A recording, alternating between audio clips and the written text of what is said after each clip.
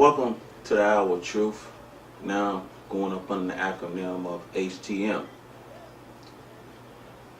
One day, a young lady happened to look out a window one day, and she saw three gentlemen walking down the street, three older gentlemen that is, and she said, I'm going to go out there and see if I can be of any help to these three men.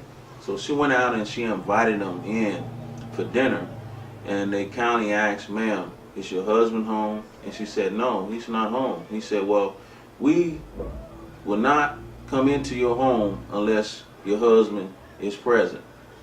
And so she was kind of baffled about it, so she went on back in the house, and she kept looking out the window, and she noticed the men were walking up and down the street again. And later on that evening, her husband came home, and she said, honey, three older gentlemen came by, and I asked them in for dinner, and they said they couldn't come in unless you were home. So he said, hey, don't be rude, go out there and invite them in and let them know that I'm home.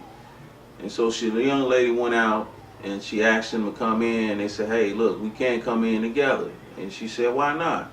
He said, because there's love, there's wealth, and there's kindness. And she said, he said, which one of us would you prefer to come in? She said, well, that's kind of hard. That I would love for all three of you to come in. He said, yeah, I know, ma'am, but only one of us can come in at a time. And so out of the three, she picked love. And because she picked love, all three of them followed. So the moral of the story is, be careful what you choose. Today's message is titled, Keeping It Formal. The text is coming from Matthew chapter 1, verse 39. The book of Mark, chapter 10, verse 19 through 23.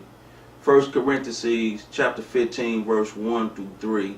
And we go to the Old Testament and look at Joshua 24, verses 17 through 30. First, the book of 1 Samuel, chapter 6, verse 6 through 22.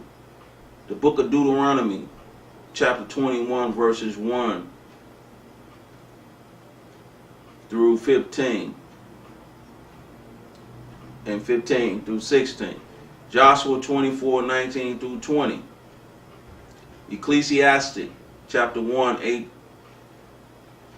verse 8 through 11. Ecclesiastes, chapter 2, verse 22 to 26.